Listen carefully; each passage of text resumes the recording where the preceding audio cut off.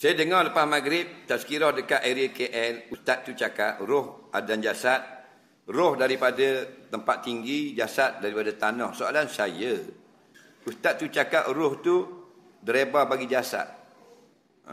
Jasad tu kenderaan. Baik. Dia gini, kita ni dua unsur je. Unsur besar lah. Rohani, jasmani. Rohani itu daripada kataan roh, nyawa. Jasmani kataan jismun, tubuh. Jadi Allah buat kita dua-dua ni makhluk Allah buat. Cuma Allah buat roh dulu.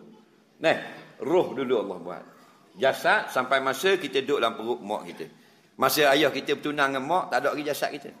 Faham tak lagi?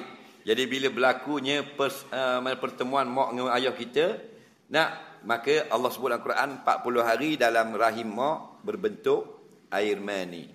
40 hari lagi alaqah ketulan darah. 40 hari lagi mudghah. 120 hari tiup roh. Kita sudah ada jasad, jismun ataupun jasadi atau jasmani. Faham tak lagi?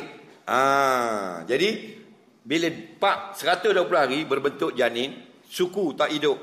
Roh yang siap berjuta tahun dah Allah simpan sampai masa Mikail buat masuk. Ting bubuh. Macam letak bateri dalam jam. Bila masuk ting ting ting gerak. Maka berdenyut nyuk hidup baby ni sampai lahir sampai sekarang jadi besar jadi tua. Sampai masa nanti persahabatan kita roh dengan jasad akan berpisah. Faham lagi? Cabut balik bateri, jam berhenti balik. Siapa tukang cabut bateri? Israel, malakul maut. Okey, dia tukang ambil tugas masing-masing. Tukang masuk Mikail, tukang cabut Israel. Bila cabut kerah. Bila cabut roh. Dalam hadis kata roh orang beriman diletak di langit dalam syurga. Itu jelas. Orang lain tak ada takut tambah. Kerana ini balik masalah benda gaib. Kena nas. Nabi sebut jelas dalam syurga.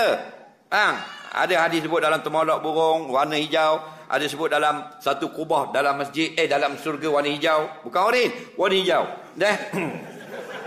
Jangan politik, contoh. Kemudian jasad di mana? Jasad tu tunggu orang mandi ya. Orang mandi, orang kapan, cabut cincin, cabut topi, cabut underwear. Buku dengan kain putih. Kain kelabu pun boleh, tapi kain putih tu afdal. Lepas tu usung. Usung. Bukan usung roh, usung jasad. Kalau usung roh, ringan. Ni berat, makan banyak. Faham lagi? Usung-usung, buah dalam lubang. Buah roh apa? Buah jasad. Bila letak, datang malaikat rumah. Lepas tu malaikat mungkar wa nakir. Maka Allah kembalikan roh untuk menghadapi persoalan-persoalan, soalan kubur. Betul tak? Kemudian diletak dalam syurga balik roh. Dalam hadis lain pula bila datang orang mari ziarah kubur. Assalamualaikum ya ahlal kubur. Sebutlah hadis sahih, Allah kembalikan roh untuk jawab salam. Dan roh itu bila dia kembali kepada alam barzah, dia jawab salam. Dan jika orang yang ziarah tu dia kenal, dia akan kenal roh.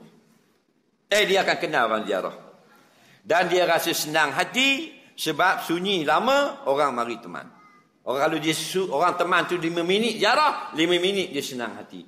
Orang tu duduk sehari sampai petang, sepetang itulah dia rasa berteman, tidak liar hati. Ini jelas dalam hadis sahih.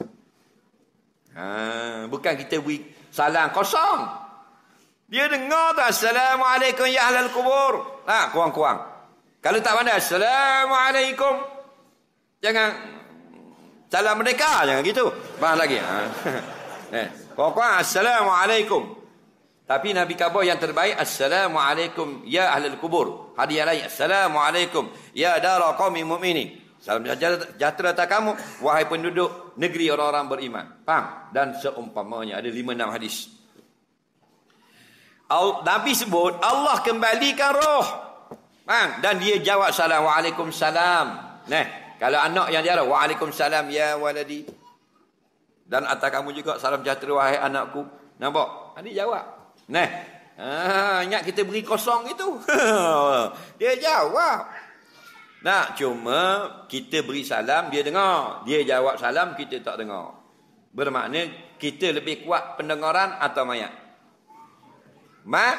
mayat. Dalil kita jawab bagi salam, dia dengar tak? Dia dengar. Dia jawab salam, kita dengar tak?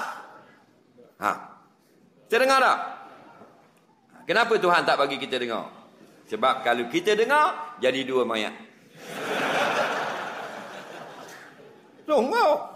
Assalamualaikum ya abi, salam sejahtera atas kamu wahai bapa aku. Nah, atas assalamualaikum ya ahlal kubur, salam sejahtera atas kamu semua wahai penghuni kubur. Penghuni kubur ya. Waalaikumsalam. Lama tak mari kubur kita. Dua mayat. Orang ketiga pula mari, jadi tiga mayat. Faham? Lalah habis jadi mayat. Faham tak lagi? Kena faham. Jumpa roh. Betul? Penyebab itu betul atau tidak?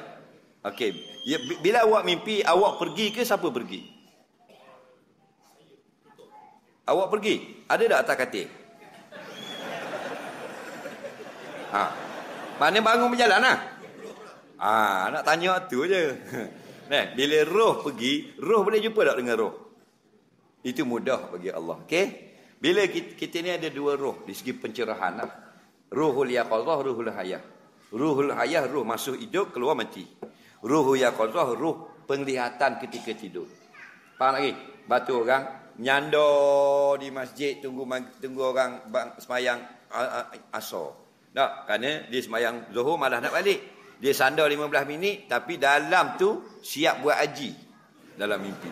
Dang ke haji 15 minit? Tak dang. Itu perjalanan roh dia panggil. Jadi kalau roh dipertemukan dengan Nabi, dengan jumpa dalam roh, mimpi jumpa orang yang mati dah, itulah pertemuan roh dengan roh. Itu mudah bagi Allah. Tak?